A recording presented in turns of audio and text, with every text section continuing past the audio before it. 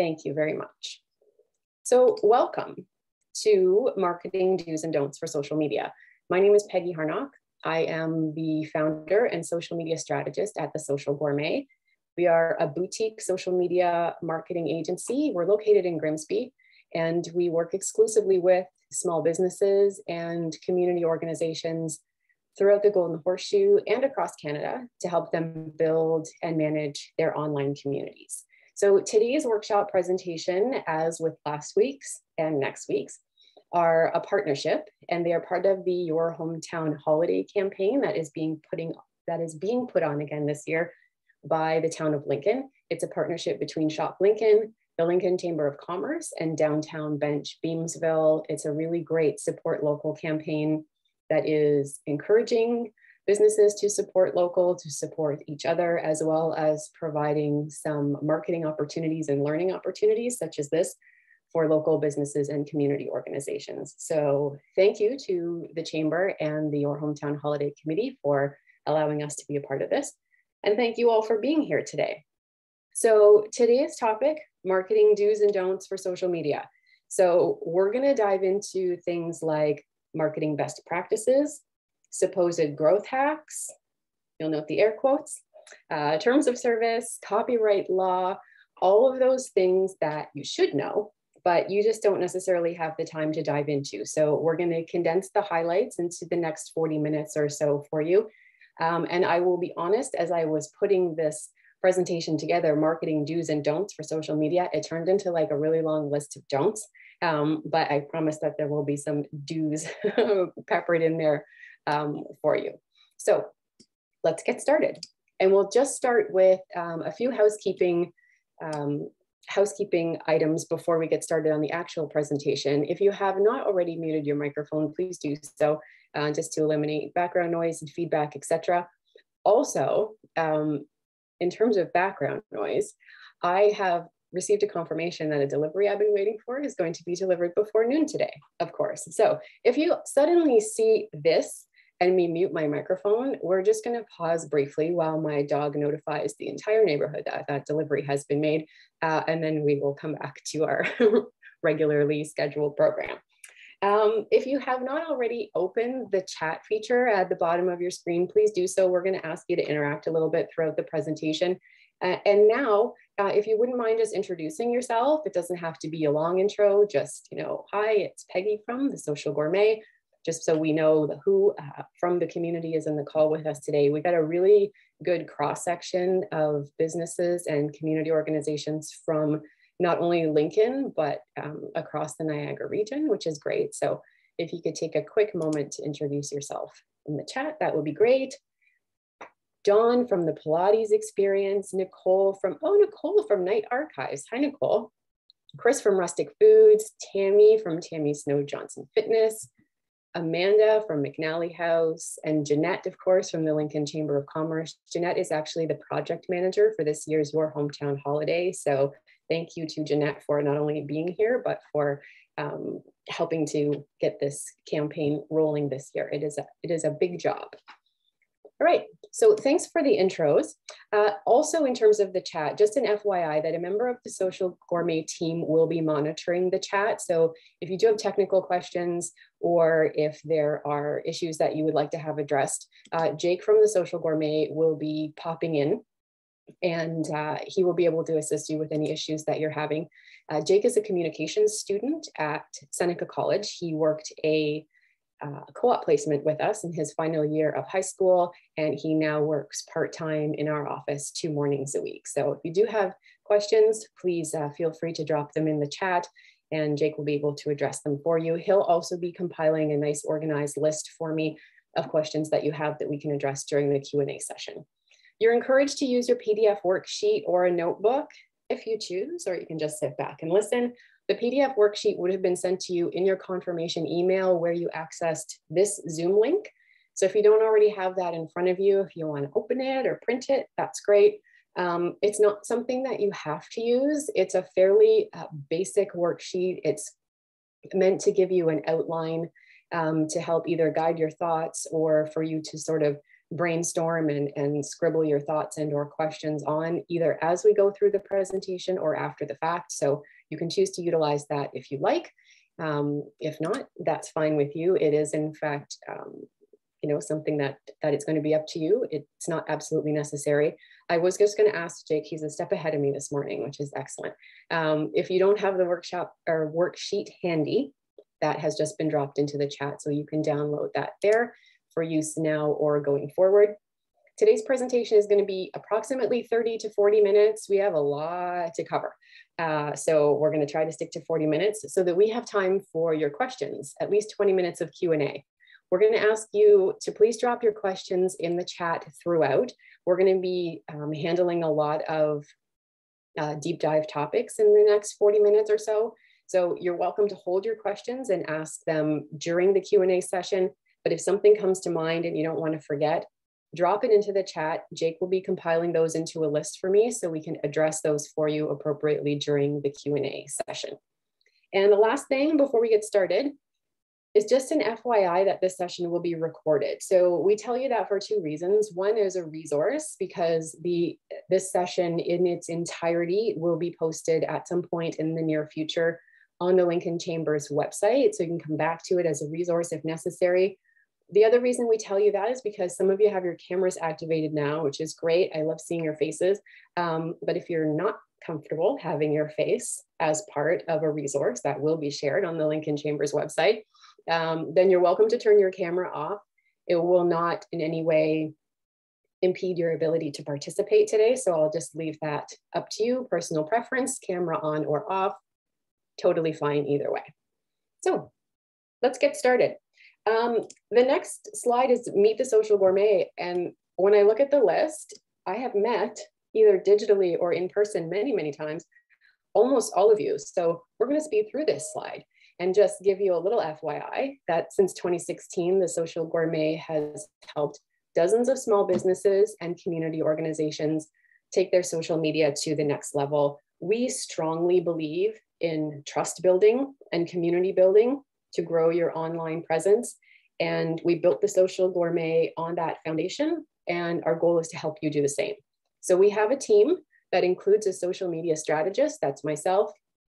We also have a graphic designer, a content writer, a photographer, and a digital ad specialist. And our services, in a nutshell, include social media audits, social media marketing strategy, which has very quickly become one of our most popular service offerings, graphic design, content marketing, digital ads, and we also offer coaching and training. So workshops like this that we offer to members of our community, workshops for real estate brokerages and mortgage brokerages who have a bunch of agents looking to learn. We also offer one-on-one coaching. So if you have something specific that you would like to learn or take a deeper dive into with regards to your specific business, that's a service that we offer as well. So let's talk a bit about some of the goals and objectives that we're going to cover in today's session. So we're going to address some common myths regarding social media growth hacks. There's my air quotes again. By the end of the session, you're going to realize that there's no such thing as a growth hack. We're going to talk about terms of service, what they are, and why you should read them. I know, nobody wants to read them. We're going to talk about copyright and intellectual property, which is the difference between sharing and stealing, which is a very fine line on social media. So we'll give you some insight into that, as well as the types of content that Facebook and Instagram demote in their newsfeed. This is a real thing. We're going to give you a resource. In fact, we're going to give you quite a few resources throughout the course of this session. So watch your chat and just like save those links for future reference. They're not things that you need to dive into now or that we want you to dive into right now, to be perfectly honest. So a couple of things that I want to quantify before we move forward. First of all, these are all deep dive topics. And since we have 40 minutes, we're going to be taking what I would call a shallow dive into these deep dive topics. So if you do have further questions or something that you want to talk about more specifically with regards to your business, please feel free to send me an email after the fact, and we'd be happy to chat with you about that. So let's start with a question in the chat. If you're comfortable participating via chat, you don't have to. But before we dive in and start talking about growth hacks, I would like to know, and you can use your worksheet or the chat, let's kind of brainstorm and list some of the ways that you have heard of, either that you've used or that you've heard of that are on the up and up or that you're not sure about, some ways that you've heard of to help quickly grow your social media following. So if you have any thoughts on that and you'd like to drop them in the chat, that's fine. If not, you're welcome to record them on your worksheet. They don't necessarily have to be things you've tried. Share pods. Running ads. Yes, running ads on Facebook and Instagram. There are so many different ways. And again, a lot of them are on the up and up, and they're great ways to grow your community online. Businesses who buy followers. Ooh, that one's not on my list, but that's a bad one. Please don't do that. So yeah, there are a lot of ways that people say they can quickly grow your following. A lot of them are those quote unquote growth hacks. So let's talk about growth hacks in a little bit more detail. Growth hacks are described as anything you can do quickly and easily to try and grow your social media following. They include some of these things that were mentioned in the chat: follow trains, follow for follow tactics, engagement pods, like, share, and tag contests. If you know me, you know my thoughts on that, which I'll get into.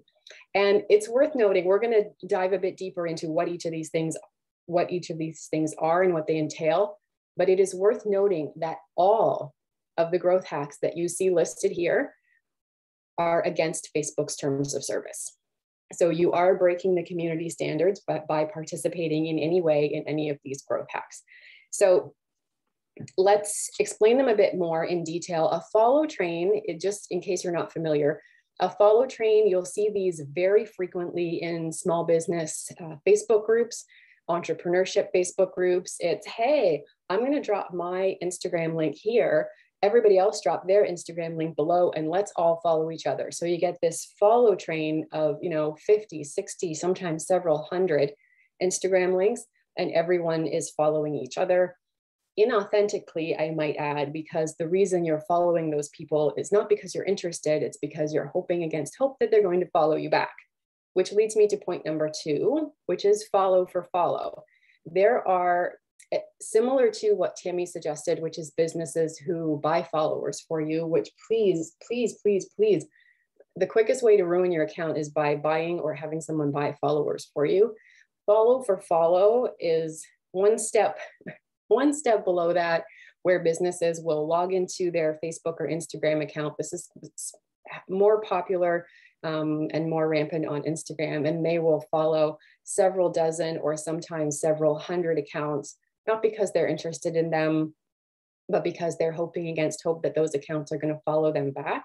Sometimes you see someone follow you, you automatically follow them back.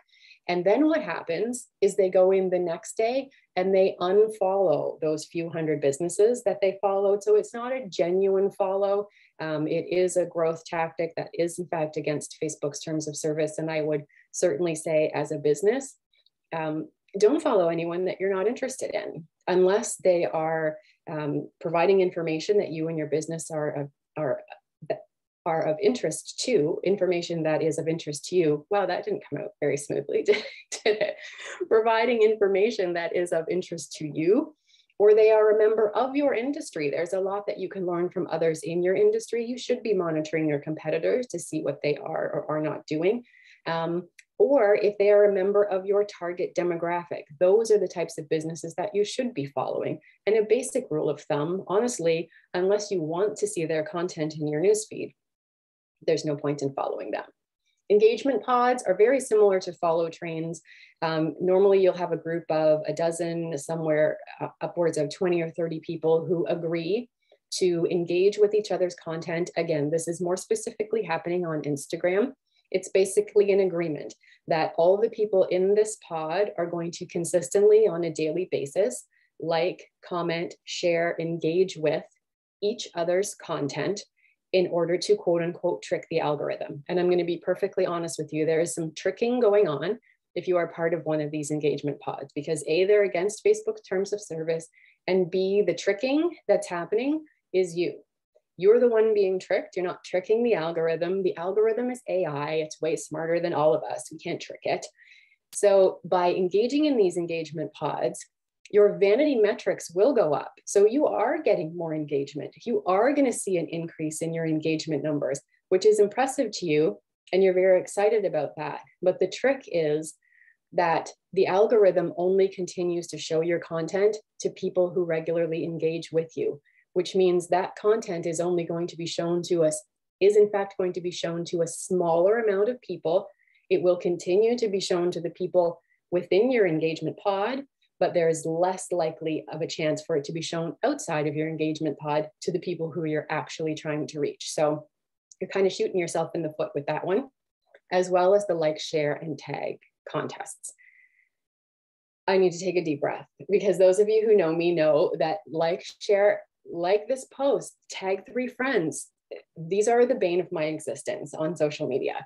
Not only are they against Facebook's terms of service and are they super tacky, but they are a really quick way to perpetuate spam. They are considered spam. Facebook considers them spam. It is the perpetuation of spam if you are participating in those contests, and it just will have the opposite effect. And we're going to talk about downranking. I'm getting ahead of myself a little bit. We're going to talk about downranking a little bit, and why these are detrimental. But the like, share, and tag contests are one of the most rampant. They are the worst and the most harmful social media marketing tactic you can ever employ. We see them all over the place. And it's worth noting before we move on with these like, share, and tag contests that there's something that I call guilt by association. Remember, our parents used to say that to us: if your friends are doing bad things, even if you're not doing the bad things. Remember, I can literally hear that lecture. But the guilt by association is that even if your business is not running the like, share, tag contests, if you as a personal user of social media are participating in these contests because you would like to win the gift basket or the Tim card, the reality is that the algorithm and the AI that scans for these things cannot decipher between the original post and the share of the post. So breaking the terms of service applies to not only the business that is running the contest, any businesses who are tagged in that because they are giving prizes for the contest, as well as any personal social media users who share that content to their page because they would like to win the gift basket or the Tim card. So bear that in mind. That was a whole lot of information that I just downloaded to you about growth hacks. And we're going to dive a little bit deeper as we go forward into what some of the consequences can be to participating in these things. It's also really important for me to note, because I see this happen so often. If you are planning to pay for social media services, whether you're planning to pay an agency or even a freelance marketer who can help you a few hours a week, it's really important for you to ask them these 2 questions. First one is, are you familiar with the terms of service? Because if someone is in fact a social media expert and charging for their services, they should know those terms of service inside out, upside down, and backwards. So you need to ask them if they are familiar with the terms of service. They're probably going to say yes, even if the answer is no. So your second question is going to be, how will you help me grow my following? And if any of these answers that you see on the screen are what they provide to you, you need to understand that they don't know the terms of service. They don't understand. And please, in fact, move on. And if you're currently working with someone who is employing these tactics for your account, I would urge you to really give that some thought, because they are in fact putting your account at risk. So what do I mean by that? Sorry about the scare tactics, but what do I mean by at risk? And at risk is breaking the terms of service. So let's talk about them. Yes, you should read them. I understand most of us haven't, but we really should read them. So before we actually talk about terms of service in detail, how many of you, if you're comfortable sharing in the chat, how many of you have actually read Facebook's terms of service? If you haven't, there's no judgment, because you're going to. But if you have, then you get a total virtual high five from me. There's no judgment if you're saying no, because my expectation is that you've said no. So Tammy says, I've tried, but so much legal jargon. Okay, and that's fair. I also know that Tammy probably tried, because Tammy's heard me speak before, and I have in fact given her this lecture.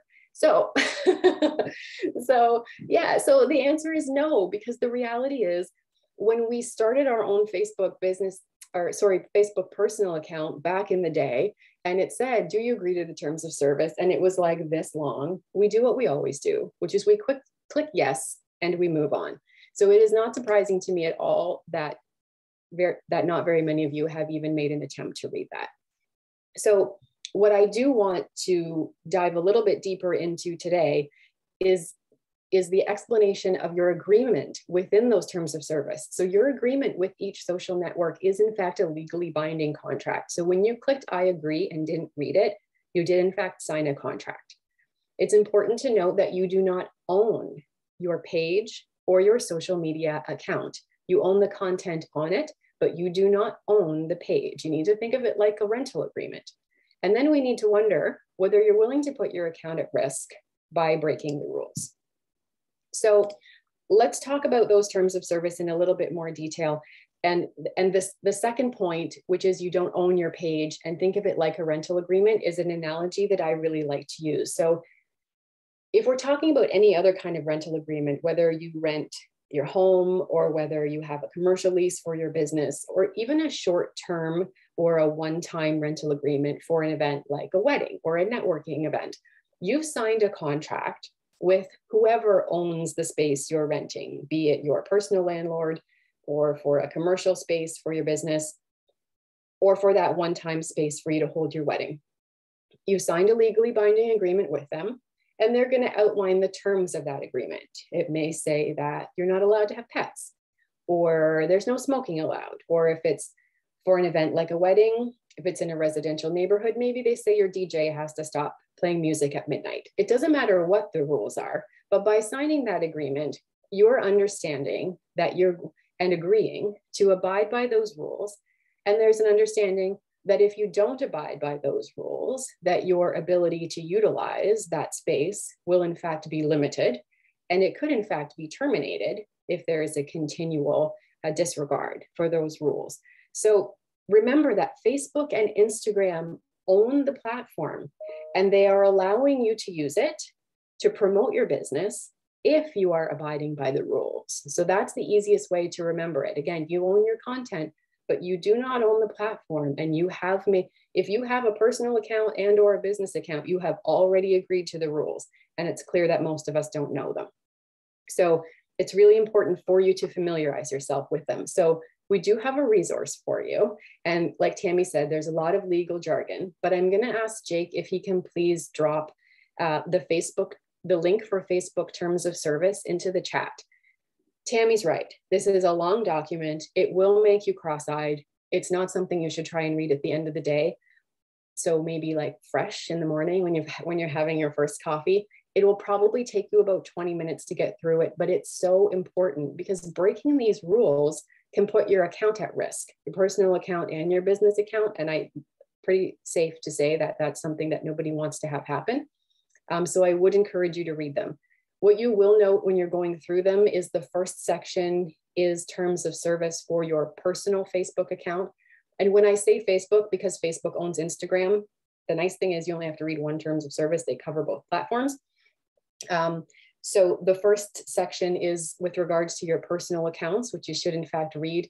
At the end of the document, there are also links for other terms of service and other community standards if you are managing a Facebook business account, if you are running ads, if you are using Commerce Manager and implementing the Facebook or Instagram shop feature. So there are other terms of service for different uses of those platforms that you are in fact required to abide by. And you will note that the rules of what you can and cannot do on your personal Facebook page and Instagram account and what you can and cannot do on your business or corporate Facebook or Instagram account are in fact different. So it's very important that you dive into that. So that's your homework. I know you totally did not want homework that involves reading a legal document, but there it is. Super, super important. So the final point here then on this slide is, are you willing to put your account at risk by breaking the rules? And ultimately, The answer is probably no, but what do we mean by that? So what can happen? What are we in fact putting at risk? So what can happen if you break the rules? Here are a few things. One is account suspension, which is temporary. I've seen account suspensions be as short as 12 hours and as long as 3 weeks. Account termination, which is of course permanent. Ad account suspension, which is of course your loss of ability to run paid ads on your business accounts. A dramatic decline in reach, as well as downranking or demotion of content in the newsfeed. So those first three, account suspension, account termination, and ad account suspension, those are fairly self-explanatory. So we're just going to talk about the last two, which is a dramatic decline in reach and downranking or demotion of content. Now, by employing some of those growth hacks and breaking the rules and not abiding by the terms of service, you could potentially see a dramatic decline in reach. How ironic is that? You are employing what you think is a growth hack, and because this growth hack violates the terms of service and the algorithm and the AI is picking up on that and flagging it, you will actually see a dramatic decline in reach after you've employed some of these growth hacks. So you're totally shooting yourself in the foot. It is the complete and utter irony of doing all of these things that break the rules. The other thing is downranking or demotion of content in the newsfeed. So I want to talk about that a little bit further because Facebook actually outlines that for us super clearly. And before I move on to that, about what can happen if you break the rules, a lot of times when I'm talking about this, one of the questions is, and you may have it, so I will preemptively answer it for you. A lot of people say, okay, that's great. Thank you for the information, except everybody's doing it. All of these things that you just told us we're not supposed to do, I'm seeing everybody do, which is why I do not enjoy scrolling through my personal Facebook feed. It gives me anxiety. So you're right, everybody's doing it. But just because here's another parental reference, just because every friends are doing it doesn't mean you should be doing it. And I liken it to speeding when people ask this question. Speeding is something that for the most part, we all do, and only some of us get caught.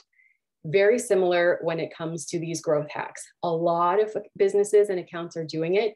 Not all of them are going to get caught. Not all of them will have their account suspended or terminated or see a dramatic decline in reach. But my answer always back to you, if you're thinking about this, is are you willing to take that risk? Are you willing to potentially have something either removed? Are you willing to have your account potentially suspended or permanently terminated? It's a risk, in my opinion, that is not worth taking. If we use the speeding reference, most of us, if we do get a speeding ticket, are mildly inconvenienced by that. But if the consequences for speeding were in fact that if you got pulled over, they would take your keys, take your car, and take your driver's license, and you would never be able to drive again, okay, that might make us sit back and think a little bit further before we put pedal to the metal. And it's the same thing. You're right. Not all of these accounts get suspended or terminated. Not all of these things happen simply because of the volume of content that is on Facebook that needs to be scanned by real humans and by robots. But the reality is, in my opinion, it is just a risk that is not worth taking. If you are running a contest or employing some of these growth hacks and sitting back and crossing your fingers about potentially having some of these consequences applied to your account, it's really just not a risk, in my opinion, that is worth taking. And I am seeing something in the chat. Tammy's mentioning, yeah. So she's seen that happen when she posted something using music that she didn't own the rights to. I remember that, Tammy. We had a conversation about that. And it seems to be so often with really reputable businesses, and they get away with it, and it's frustrating. Amen. So there's a couple things that you can do as a user. There is a report button. There is a report as spam button. I am not embarrassed to tell you that I use the report button and use the report as spam button often because poor quality content on Facebook and people who continue to break the rules just dilutes the news feed for those of us who are actively trying to manage our accounts reputably, grow our businesses reputably. And so if you feel the need to use that report feature, please feel free to do so. Okay, so you have the link to the terms of service. We've talked about downranking and demotion of content. So I want to dive a little bit deeper into that demotion and downranking of content and what that actually means. So demotion of content in the newsfeed, often referred to as downranking, Facebook actually clearly outlines several types of content that they will in fact demote in the newsfeed. Things like clickbait and engagement bait. Yes, those contests that we talked about. Inauthentic sharing, news articles lacking authentic authorship, posts from people who hypershare in groups, as well as content that is borderline to the community standards. So we're going to go through each of these in a little bit more detail.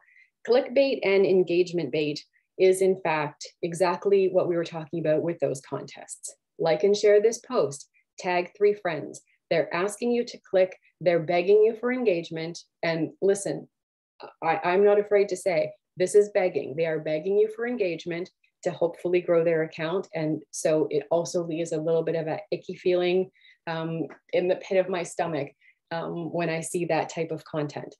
And the second point there is inauthentic sharing. So when it comes to the Facebook algorithm scanning for the types of content that they are going to downrank, first of all, terms like and share and tag 3 friends are red flags. The minute you do that, your content is automatically downranked, totally shooting yourself in the foot again.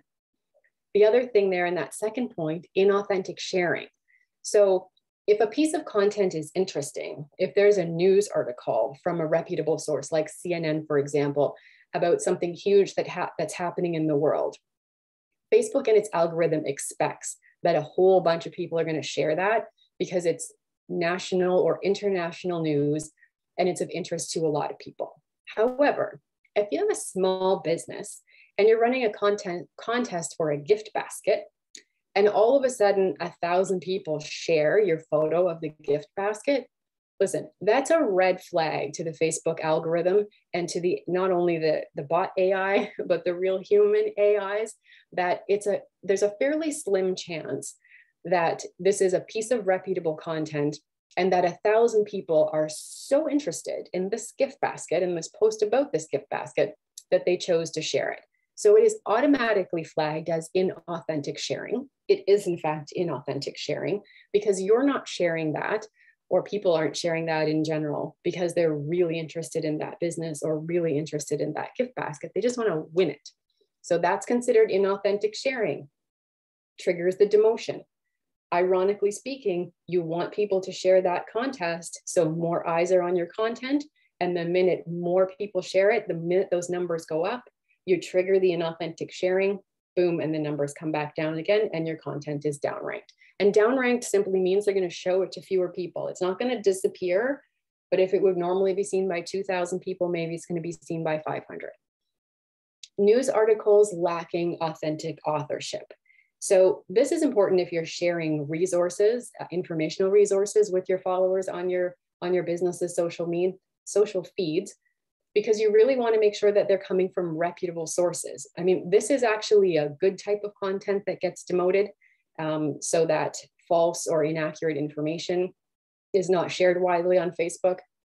Let's be honest, they need to streamline how well they're doing that. But it does in fact get downranked if those articles lack authentic authorship. So you're going to want to make sure all of the information that you're sharing in terms of articles and such is coming from reputable sources. This next one is really interesting. Posts from people who hypershare in groups. So if you're one of those people who posts your content to your page and then automatically shares it to a dozen or more of those small business promo your post groups immediately, that's going to trigger the AI and they're going to start downranking you in your content, you and your content in the feed, as well as content that is in fact borderline to community standards. So this is for people who have read the terms of service, do understand the community standards, and you're just gonna toe the line a smidge to see what you can get away with. There is some gray area outside of those community standards, which will also in fact trigger a potential demotion or downranking. Now, the cool thing about this is that Facebook literally outlines this for us in black and white. I'm going to ask Jake to drop the next resource in there for you. It is from the Facebook Transparency Center. It is a document that is literally entitled Types of Content We Demote. It could not be any more clear. So it's a little bit of an easier read than the terms of service. It is not full of the legal jargon. It's basically just a list of these types of content, the types of content that we've talked about here. You can, as well as a few more, and it will dive a little bit deeper for you if those are questions that you have. So that's a resource that I would also encourage you to take a look at. Now that we've talked about all these things that I feel like I've talked 100 miles an hour at you because there's so much that we had to cover. But now that we've talked about some of the things that we're not supposed to do, I do want to talk a little bit about copyright and intellectual property quickly before we dive into some of the ways and the positive ways that you can in fact get your content shared. I also want to make sure we have enough time for questions. So copyright and intellectual property, again, this is a deep dive topic. I could talk about this for an hour and I've got about 2 minutes. So sharing and stealing, there's a really fine line between sharing and stealing on social media. So sharing of content is encouraged. We want people to share our content because that's more exposure for our business. So sharing is, did you share from the original creator or business? Or do you have permission to share that image, that logo, or that piece of content? And if you are sharing from the original business and or you have permission to share that image, did you credit the author, artist, or business in your post? Credit's really important. If you're sharing a piece of social gourmet content, that's great, but it would be nice for you to credit back where that information actually came from. And so here's the fine line. Stealing, which is theft, and all it takes is one report of copyright infringement or an intellectual property inquiry, and all of those account suspension, potential account termination things can be triggered. So you really want to be careful. So stealing content is theft. Did you right click on something that you found on the internet and post it as your own? Theft. Did you use a business's logo without permission?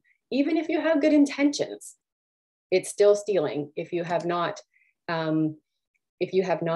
in fact, received permission from that business in order to share their logo. I've had that happen many times. People are like, oh, we just want to promote your business. That's fantastic, but you can't use my logo without permission. And did you use an image you don't have the rights to? Listen, if you need a picture of a flower and you just Google red flowers and then right clicked on it and used it on your business's social feeds, you really need to think about the fact that that is someone else's intellectual property. And that is as well where the difference comes between what you are allowed to post on a private personal Facebook page and or Instagram account and what you are allowed to utilize to market your business. You cannot use content or photos or video or articles that belong to other people to market your business without the appropriate level of permission. So listen, a perfect example is this presentation. So you notice at the beginning of the presentation, you saw 3 logos in addition to the social gourmet. You saw Shop Lincoln, Downtown Bench Beamsville, and the Lincoln Chamber of Commerce. We have a contract. I have a contract with the Your Hometown Holiday campaign that allows the social gourmet to use those 3 logos, not only in this presentation, but in our marketing. So you'll see them on our website, you'll see them on our social feeds. We have permission to utilize those logos. That same contract allows this presentation, which is currently my intellectual property. The social gourmet created this presentation, we own it.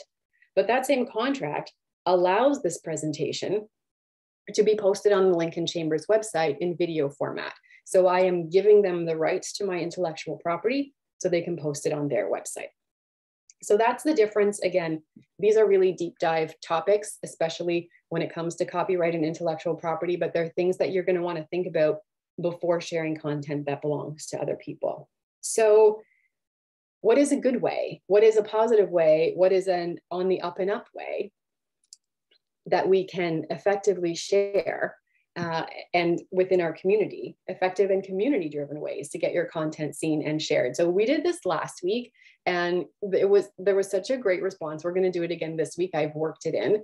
I had a content assignment for you. And I asked everyone who was participating to, if they so choose, to take their notebook or their PDF worksheet. You can do it now, you can do it after the fact.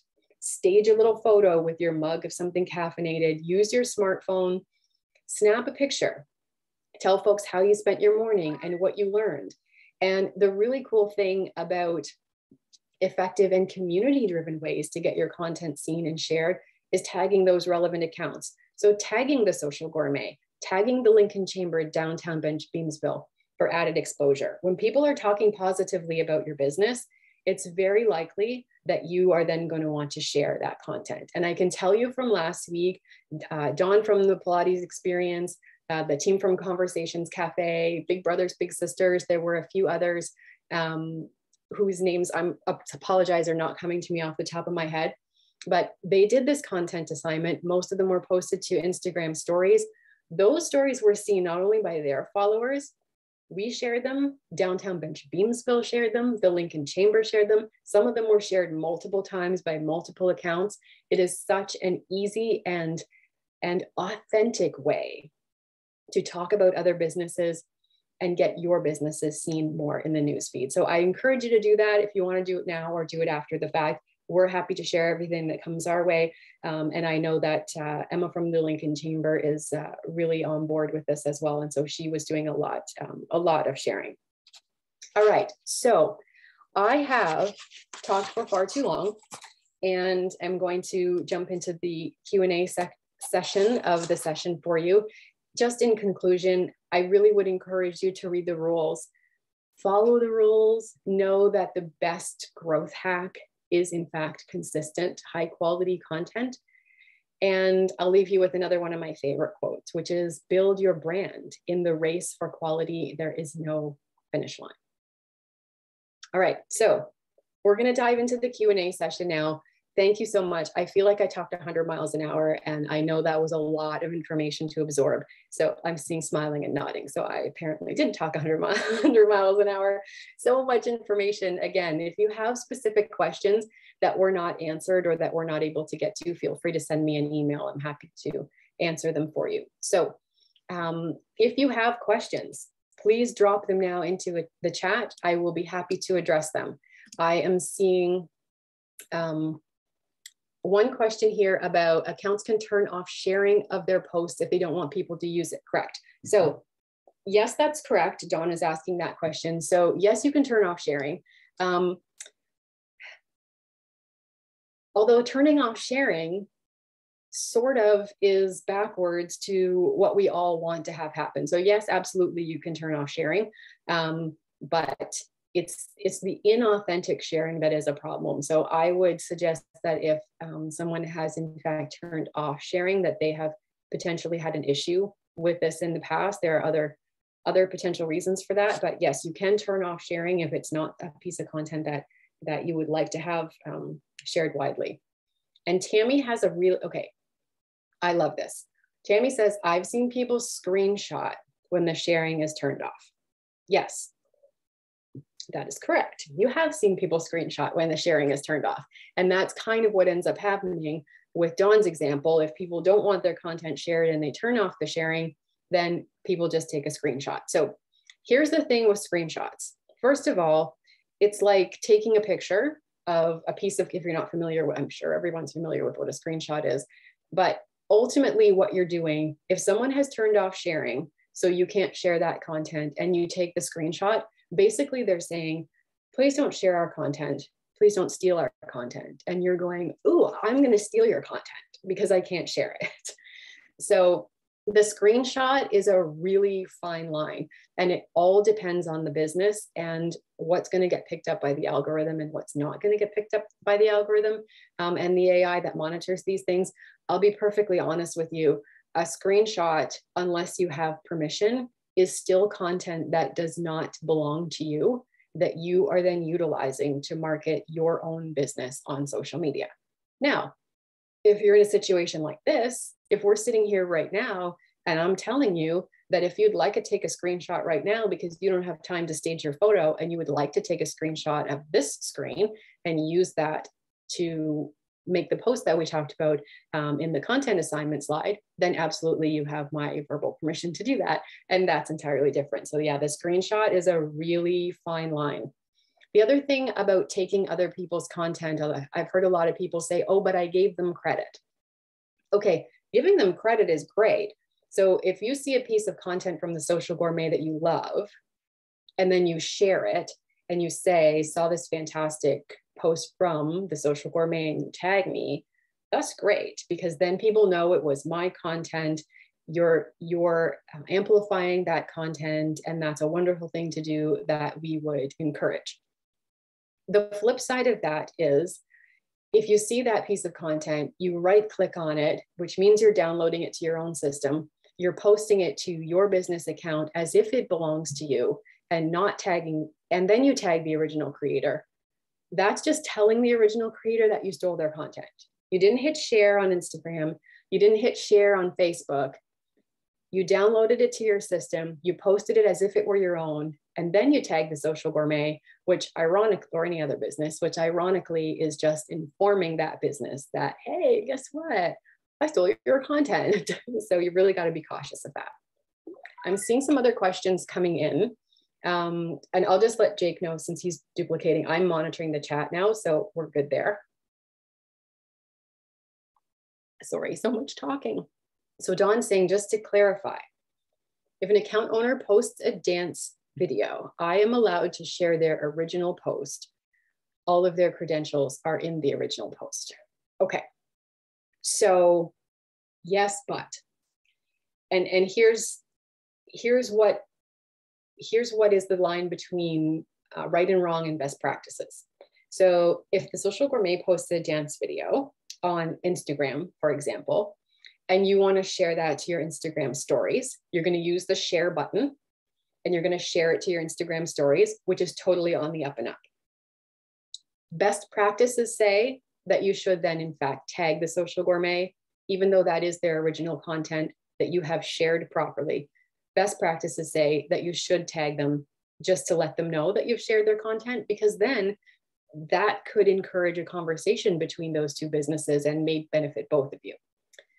Where the fine line comes is if you are what I call cross-pollinating, which means if you take a TikTok video, for example, which may say the Pilates experience at the bottom, let's say it's Dawn's TikTok video. If I like that TikTok video and I want to post that TikTok video to my Instagram stories, that is cross-pollinating. So I can't just click on that TikTok video and in Instagram and have it take me to TikTok, which means if I'm going to use that TikTok video on my Instagram stories or in my reels, then I need to actually tag that, find that business on Instagram, tag them appropriately so that they know that you're utilizing their content and you're utilizing it appropriately. The good thing is too, that you may not have to cross-pollinate, because if they posted it on TikTok, maybe they already have the reel posted on their Instagram, and then you don't have to do all that extra work. Maybe it's already on Instagram and you can just share it from there. So, okay, so here's another question. I hope that answered your question. Okay, I'm seeing nodding. Excellent. And Tammy says, oops, I thought sharing it automatically notified the business you're sharing. So I'm assuming, Tammy, that you mean if you share something from your Instagram feed to your story. Is that what you meant? I can see you? Yes. Okay. So it does not. So if you are sharing content from your Instagram feed, if I'm scrolling Instagram and I see a super cool post from Tammy Snow Johnson Fitness, I am able to share that properly and appropriately by hitting the share button and posting it to my stories. I'm not doing anything wrong by doing that. I am using the share button appropriately. I am not stealing content. However, if I want Tammy Snow Johnson to know that I shared her content, because then guess what? She might share my story. Win-win, win for you, win for me. If I want Tammy Snow Johnson to know that I shared that piece of content in my story, then I'm also going to use that @mention button in the Instagram story and tag Tammy Snow Johnson Fitness my hour of talking is almost up. Tammy Snow Johnson Fitness, so that she knows that I've shared that content. Best case scenario, she just likes it and appreciates it. Double best case scenario, she then shares my story because maybe I added something to it. And then there's that win-win back and forth. So the short answer is you're not doing anything wrong, but it's absolutely best practice and better potential exposure for your business if you share and tag in that particular scenario. Okay. Are there any other questions? I feel like there's probably a lot more questions because of the volume of information that I downloaded to you today. If anyone has any other questions, I'm happy to answer them. Again, if they come up, I find sometimes these workshops are like when you go to the doctor and they say, do you have any questions? And you say no. And then in the car on the way home, you're like, oh, I should have asked them this, this, and this. If that happens, please feel free to send me an email. My email address is on the bottom of the screen here, as well as on the bottom of your PDF worksheets.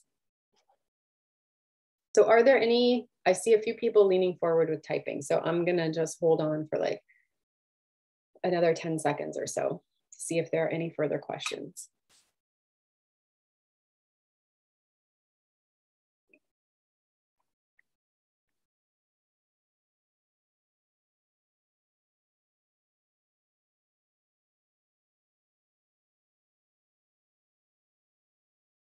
Okay, so Tammy is asking, can I please clarify what an engagement post is?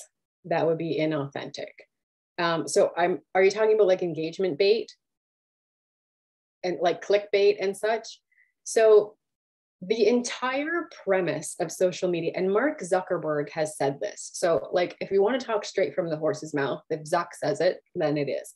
The entire premise of Facebook, even from a business perspective, is conversations.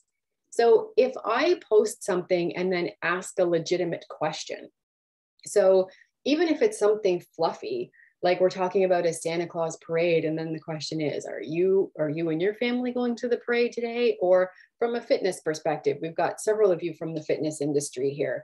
You know, in the new year is always the time when people are starting to think about that. So what are your New Year's fitness goals? Or do you make fitness New Year's resolutions? Asking that question at the end of your post in order to encourage people to actually have a conversation or engage with you is totally authentic. We want you to have conversations. Me and Mark Zuckerberg, we want you to have conversations. But if you're saying, you know, like and share this post, or a tag and share this post, or, you know, drop a thumbs up if you have this opinion, or a heart if you have this opinion, or a laughing emoji if you have this opinion, those are considered engagement bait. It's not authentic, and they just want clicks so they can watch their engagement numbers go up. I'm hoping that, yes, thumbs up answered your question. Excellent. Okay, are there any more? If there's any more questions, I'm happy to answer them. But I'm not seeing anything else popping into the chat. So thank you all so much for being here today. Again, if you have any other questions that you would like to have me answer for you, I'm happy to do so via email. Thank you again to Shop Lincoln, the Lincoln Chamber, and Downtown Bench Beamsville for having these presentations happen as part of the Your Hometown Holiday campaign. We are very happy to be a part of them. Next workshop number 3 of 3 is next Thursday, December the 9th at 10 a.m., same time, same place. It is entitled The Marathon versus the Sprint, Organic versus Paid Social. Which strategy is right for your business? How much should you invest in paid ads? Is organic social dead? FYI, it's not. And this is the final workshop. So we're going to dive into social media analytics and insights as well, specifically for Facebook and Instagram. So you'll know what to look for and where, how to measure, how often to measure, and what success may or may not look like for your business from an analytics perspective. So we hope you'll join us next week. Advanced registration is required. I'm going to ask Jake if he can drop that registration link into the chat for you as well. If you're able to access it here, that's fantastic. The Lincoln Chamber also has that available on their social feeds. We have it on our social feeds. I believe registration closes at 5 o'clock on Monday. So if you have not already secured a spot, please do so. There's the link there for you. And again, thank you so much. I'm seeing all these wonderful comments in the chat.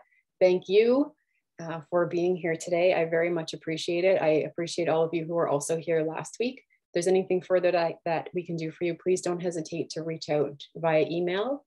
And I'm looking forward to seeing all of you again next week. Thank you so much. Have a fantastic day. Bye-bye.